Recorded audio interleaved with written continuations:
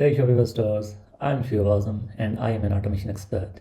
I have created this cool automation by which you can save a lot of hours. This will automatically be putting your orders into Google Sheets, tracking your inventory, tracking your sales all together. So here you can see this is the first new order is the trigger. So whenever an order will be made, the data will go into this Google Sheet. So let's say the order number, product name, quantity, price, customer name, and everything you can store here. So I have another automation that is tracking the inventory that will be placing the inventory here. So let's say when order is made for this product, it will subtract it from here, and whenever it is less than 5, you will get an email reminder or a SMS reminder. It's on you, whatever you want. And the cool thing here it is we're also tracking sales here for every month basis, like first 15 days and the last 15 days, and similarly for every month we're tracking it here. So what are you waiting for?